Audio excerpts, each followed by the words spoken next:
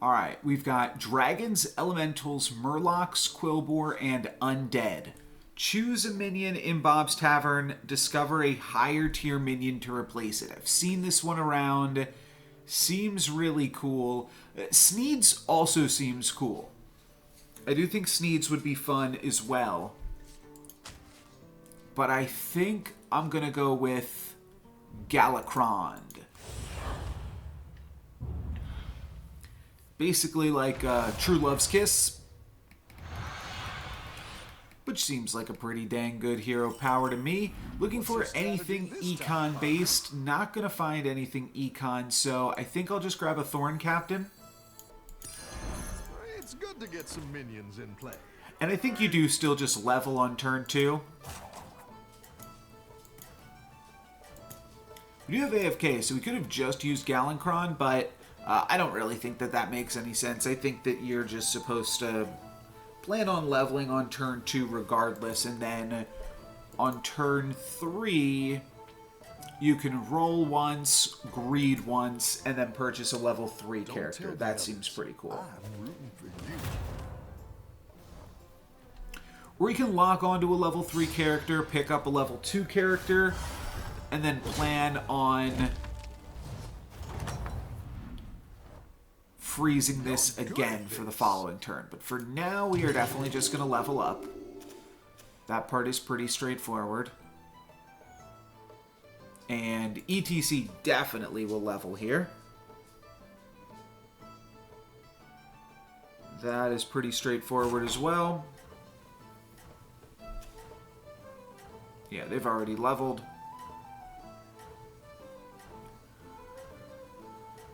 I guess AFK doesn't get to level on the second turn. That's a pretty big drawback.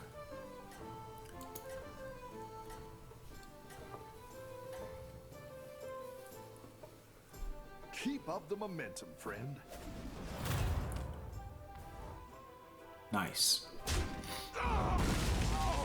Definitely take a tie. The battle is really raging out there. Probably grab a 5/3, and which means I should ship this 1/5. Oh wow, we could grab a Banner Boar and have 2 Quillbores already. There's also Faceless Disciple, which works pretty well with the hero power. As much as I do want to just send something up the chain, Banner Boar does seem like it could be a lot of fun. And very strong. So let's grab this, let's lock here. You're next. And then next turn, if we can grab Banner Boar, it's not actually going to make sense to use the Greed next turn because we're going to have 6 energy, or 6 gold. There's so many different words for mana in all these different games. But with 6 gold, I think we'll just buy 2 things, which might just be a Thorn Captain. You're breaking, Kaleforge? What do you mean by that? Like, it's not... Oh, let's buy one of these first. And I'll lock onto a triple, I believe, here. Because next turn I can level and then triple Thorn Captain. So that makes sense to me. But this is a really strong combo to just have a Divine Shield card that grows every turn. Oh, okay. I figured that was what you meant. Yeah, there's it's funny to just have like an engine. And one of the interesting things about card games as well, as I was just explaining to one of my friends, the kind of golden rule of Magic is that if a card says to break the rules, then the card wins. So, like, you have to build all of these rules, but then you even think about, like, Battlegrounds, and you can easily get more than 10 gold per turn. There's some cards that sell for different amounts of gold or trigger things when they sell, and just totally deviate from what you would think would be the typical patterns of play. And it's not every card that's going to do that, but the few cards that do make you, like, totally restrap some, like, basic fundamentals that you were taking for granted otherwise. So, very silly. Let's triple this cat, play this guy, and grab a tier 4 character. Oh, and grabbing an upbeat duo on turn, whatever this is, turn 4, turn 5. Guess it's turn 4, right? No, it's turn 5. This is turn 1, turn 2, turn 3, turn 4, turn 5. But an upbeat duo this early on seems fantastic. And I might even want to play it here, just because I feel like that might be where we play it next turn. And growing the upbeat duo is going to allow me to justify playing it for longer. But this seems really fantastic with my hero power as well. I'm going to definitely want to turbo greed something if I can find a level 3 character next turn. If not, I could see rolling. This will be 7, this will be 8. Or I meant leveling. I don't know that I'll level here now. I think that I will look to just greed on a level 4 thing. Are you ready for the chill? And then potentially buy 2 other things.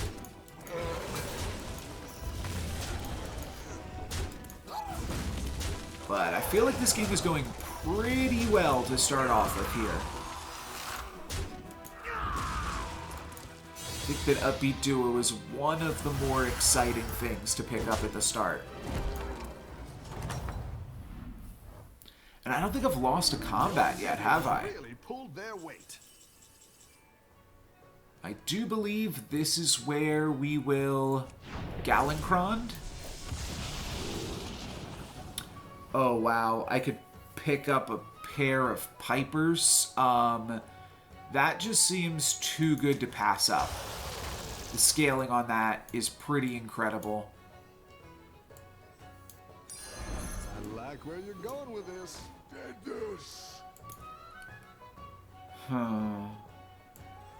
Get a blood gem. Yeah, I want to put this first because I want to make sure that it dies. I'd lock onto a level 3 thing here. Oh, there's 2 decent level 3 things even. Could see just playing this, so that way this guy can stick around longer. Nice. Good job, Kalari. I don't know. Should I just lock with a pair of 3-cost things? I don't think that that's necessarily super important, but this seems really, really good. I will just have to focus on some ways to generate blood gems, but for now, this seems really like a strong start to the game. Next turn, I can buy 1 thing and then level, so that's probably what I'll focus on doing. Though I could also Galencrond 1 thing by selling out of the Razorfin Geomancer.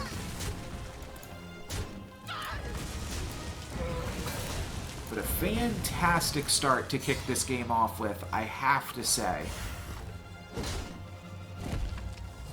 So we're not quite undefeated. We can see that the Rat King has a longer streak than us. Well, not anymore, of course. We do probably have the longest streak now. There's part of me that does want to roll so that I can greed on something. Greed on a level 4. This is not bad eventually, though I don't currently have any support for it. Let's try to roll and greed on a 4.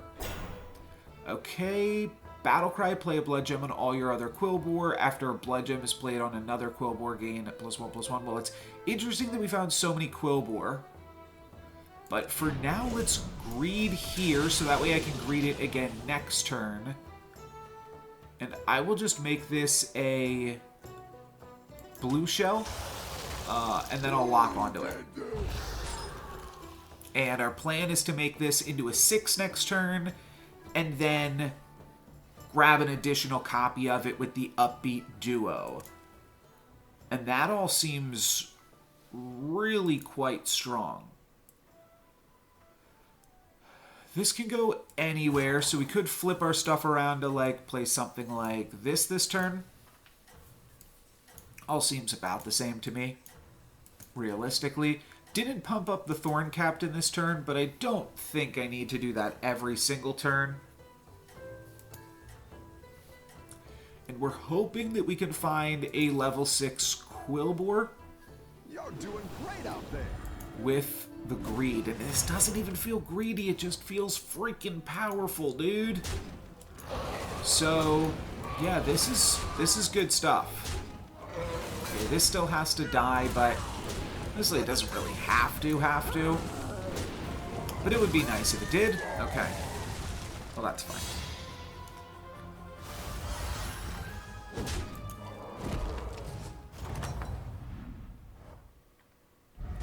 So now we've got the upbeat duo this turn, and what are we gonna duo here? We could grab a pair of Eternal Summoners. It's probably the best thing we can currently do. I cycled out the Murloc, so I think I'll grab a pair of Eternal Summoners here, and maybe just move into that instead. Playing a Blood Gem on all my other Quillbore is good.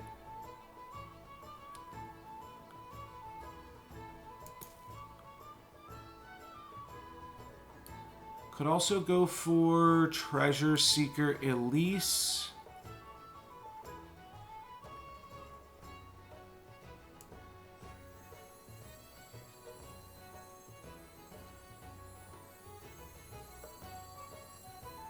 Huh.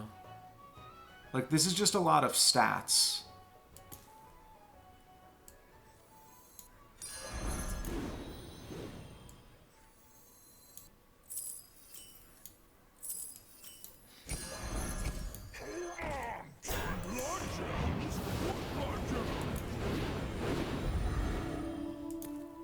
And then I sell this, maybe buy Elise here. Huh.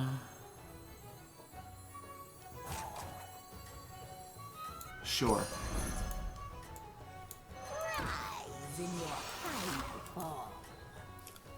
So this is like kind of pursuing tempo a little bit.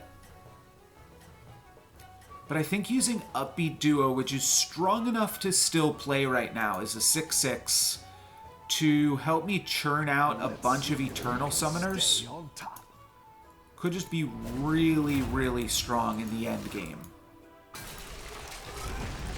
So that's basically what I'm banking on.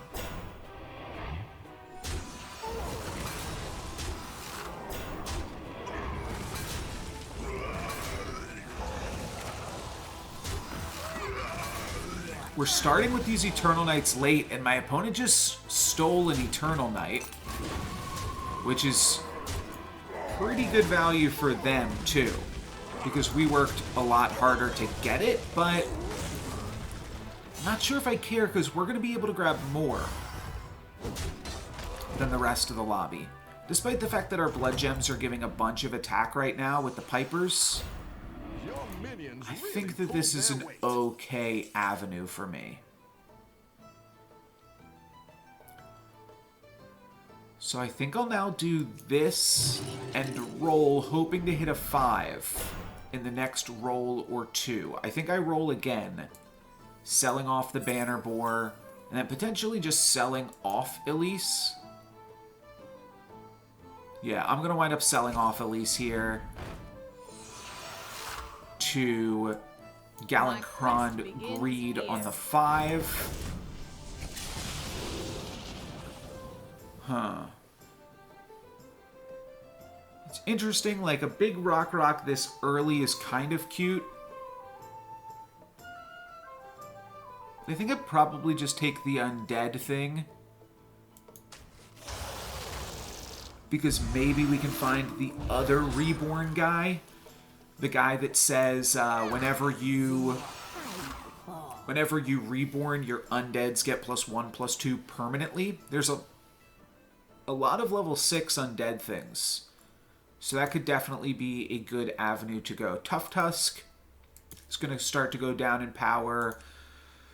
The Prickly Pipers are probably going to get sold off soon. Next turn, we get to make another upbeat duo. I'm going to buy this. I'm going to roll for a 5. I'm going to Galenkron's Greed on it. And then I'm potentially going to pick that up as well. And we'll have a decent amount of gold to do that. It's 7 gold. Plus, I'll sell off both of these, so I'll have 9. So I'll have 5 rolls to find a level 5 character. Well, I need some sleep for a bit, but we should play some time now the draft is working reasonably well. For sure, yeah, I would love to do that. I don't know, Everyone's gunning for you. I feel like just like a little bit burnt out on Marvel Snap right now, and that's probably just because of the fact that I'm already infinite for the month, so there's like no huge incentive to play it other than like unlockables or whatever. But yeah, I'd love to play some Soulforge for sure. Is this going to be enough stats? I'm not sure. It's looking like it's going to be close though. No, it's going to just barely not be enough. So, get my first loss here, and I take 6. Maybe my second loss. Maybe I tied once earlier. I'm not super sure, but I think this is a good start regardless, and Upbeat Duo should be able to take us home nicely. But let's find out. At the end of your turn, get a Blood Gem and play 2 more on this. That does seem really good, but for right now, let's throw this on the Rester, and Sister Death Whisper. That's actually exactly what I was thinking of.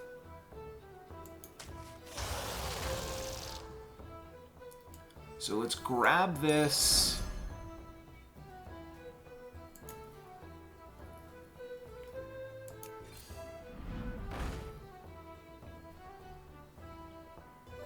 A pair of Disco Shufflers is interesting. I think I just want to roll for another undead thing. I know that this is also an undead, but basically I can sell out of this, this, and this turn.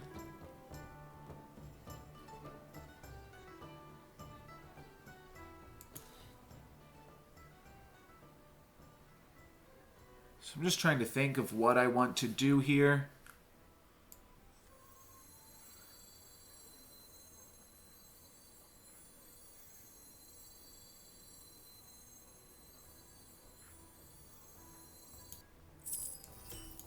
Just sell out of all this stuff. I guess I'll just grab a Tidewalker. And I think I'm still going to use Upbeat Duo on Eternal Summoner here.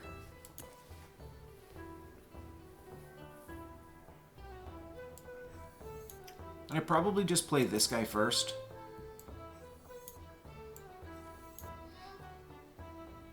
And this will also gain the +1/+2 permanently, so this should scale out pretty nicely. I might even want to make more Sisters. I don't know if I'm supposed to make more Sisters or more Summoners first. Oh, just realized that my camera crashed. So let's turn that off for the remainder of the game. Regardless, this seems pretty good. This might be able to get me to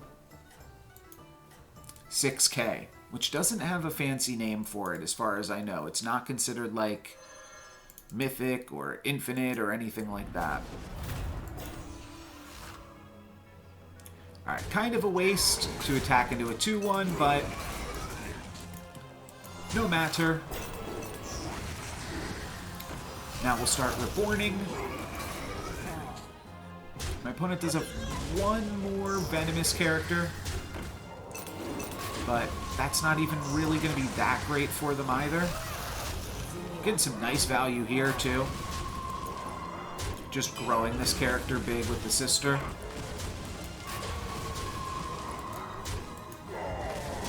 This worked out pretty reasonably. And there we go. So we only hit them for 7 after all that, because Eternal Night only counts as a 2. Now these triple. So let's play that, see if we can get one of these undead things again. No. No undead things.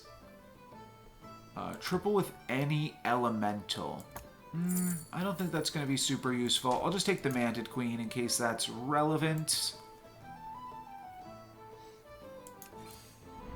And I guess I'll roll for a 5 again. Go ahead and hire one There's of these 2 5s. Let's hit this one. Might go for the Blanchy.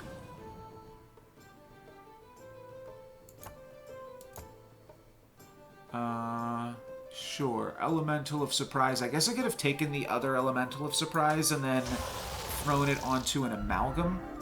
But I actually don't think I hate the Blanchy here. Oh, I'm not even going to buy this one. That's right. Yeah, this summons 2 Eternal Knights, so that's pretty good. Does mean I'll want to make some room on my board. I might sell off my Dynamic Duo. Undead Beast. Got one more roll in me. This is probably decent. To just do one more random attack here, and it'll work on all of the things that we summon here too, so seems fine. That one might make all the difference.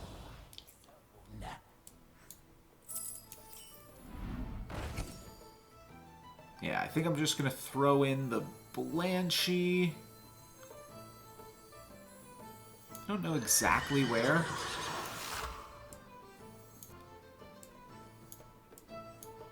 Because I want to make sure the Eternal Summoner actually gets to summon 2 Eternal Knights and itself. Which means some other things have to die first, so you have too much Reborn on this board and you just can't get all your value. Next turn I'm probably going to try to make more Eternal Summoners, though if I can find a pair for Sister, then I might just triple Sister next turn off the Upbeat Duo. And I still think it's not too greedy to keep it in here, because we're pretty strong. I think I'll cut the Dynamic Duo before I cut the Upbeat Duo. Could play the Manted Queen for a turn as well. Yeah, we are starting to see a little bit of strength come out of my opponent's comps here. But some Venomous goes a long way. And the Eternal Summoners get to go a long way. Might want to have switched these two, but it's fine, it's fine. Hope we get to make use of all of the Eternal Knights and like have them die and then have the Sister hang around. Though, I guess actually I don't want to wish that too hard. I'd rather just win. And looks like we're going to take some big damages this turn, actually. Okay, fair enough, fair enough. 20. That's the crazy thing about this game. You just take nothing, and then you take over half your health. Which feels nuts to me still. Brand's still kind of killing it. I'm going to flip this. And I guess I could triple the Colossus.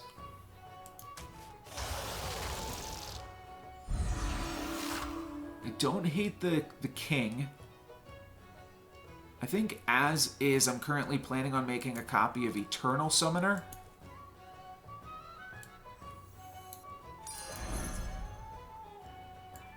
Selling out of this, leveling, and I probably want to just do something like this.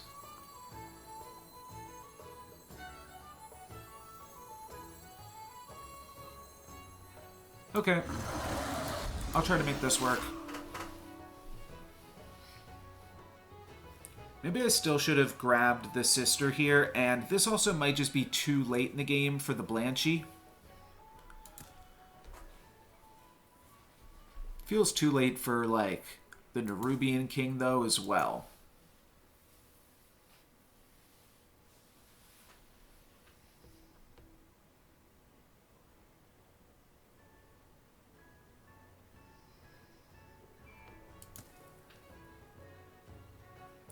now we wait. It's funny that sometimes I'll just have so much time on the clock, like a minute, it feels like so long, and then other turns I will just not have enough time at all. And I don't think that's just because of combat timers, I think that's just because of like different comps that you're playing. Like this is such an APM light comp, but also I kind of just wasted all my gold this turn leveling up. So that wasn't going to be super high impact to begin with, and that might bite me. Maybe I was supposed to put another Tidewalker onto this board.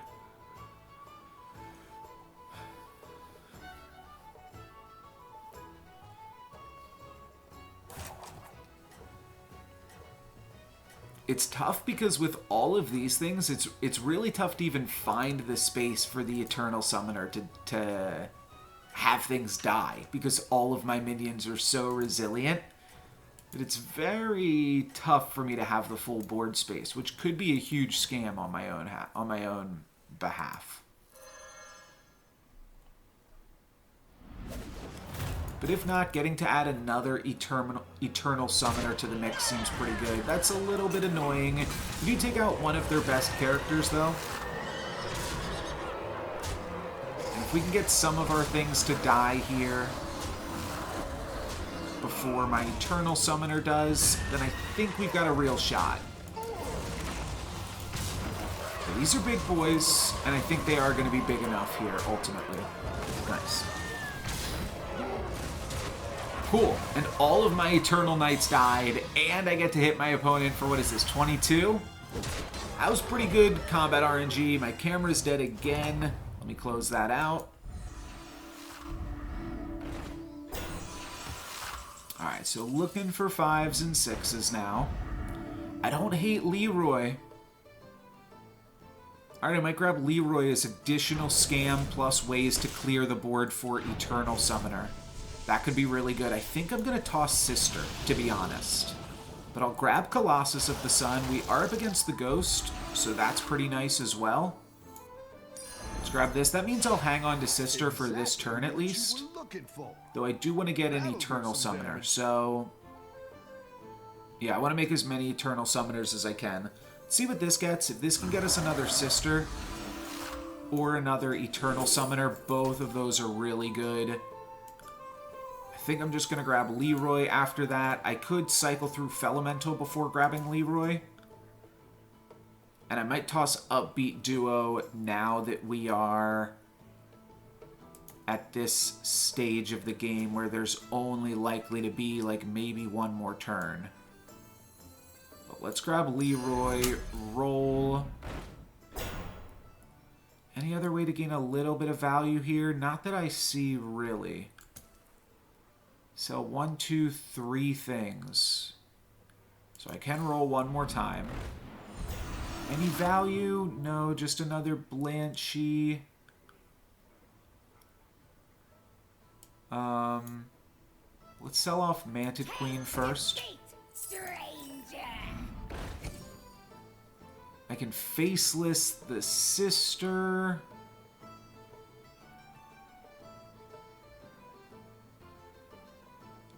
I could also lock this to grab another Venomous thing.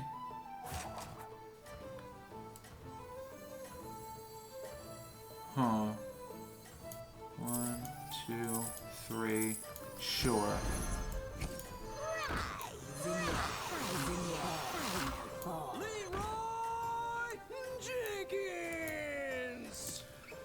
Okay, I grabbed this specifically because it can be another Venomous thing to play for the final turn. I don't care about playing a character down. Death Rattle give a random minion Wind Fury, Divine Shield, and Taunt. That's a lot of stats. Cool.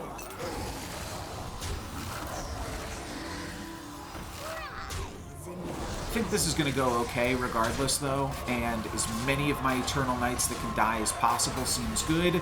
Base skill's still a little bit scary, but, oh, it attacks into a Divine Shield. Oh, that doesn't pop the Divine Shield. Okay, that's interesting to know. Well, either way, we have almost all of our Eternal Knights die, so I have to feel like that combat is about as optimal as possible. So now I'm just going to look for any blood gem creation. Look at this. Or maybe just grab Leroy here for the final turn of the game. Let's see, Battle Cry. Yeah, I'm going to grab Leroy to start. I could see cutting Colossus of the Sun, though. I don't think I'm going to use my hero power. I think I'm just going to look for another Tidewalker or any spell to cast on the Puffer Quill. This is a spell. And I can even grab the Bone Mare here, too. Watch out. I'm bacon. I didn't like that one either. Here's a So gold for the let's trip. grab the Bone Mare. Let's put the Bone Mare on Leroy. Sell out of this. I'm not planning on tripling Leroy. I think what I'm planning on doing is selling out of the Colossus of the Sun. I'm fine with that. And I'll even hang on to a Blood Gem so I can do this again next turn. So we've got 4 things to just trade 1 for 1. This seems like we're playing some high-level Battlegrounds here. And now we wait for a minute. But 4 things to trade 1 for 1, and then a bunch of Eternal Knights. And I'll even backline this just a little bit more. Maybe I put this one first as well, because these are just more or less guaranteed to trade off with things, which give me the spaces to summon more Eternal Knights. Could see playing this first, just so that way these are less likely to get scammed. Or these are more likely to get scammed, but I don't want this one to get scammed. Yeah, that's the idea. Okay, seems good. Seems like this is what the end game of Battlegrounds is supposed to be.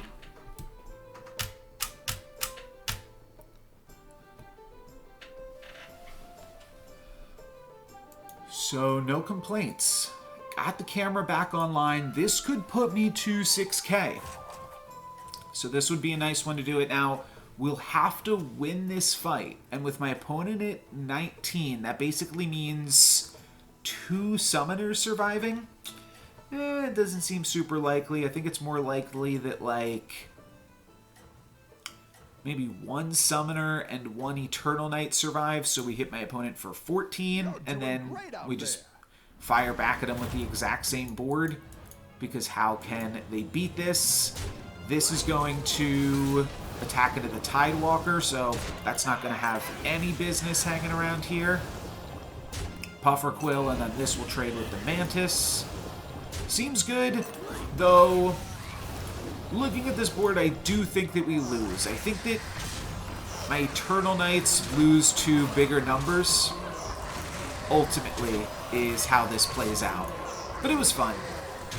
I think my opponent's numbers are just going to be a little bit too big for me, though, unfortunately. So, a 2nd place. This will kill me this turn, right? Yeah. This is over 20. Fair enough.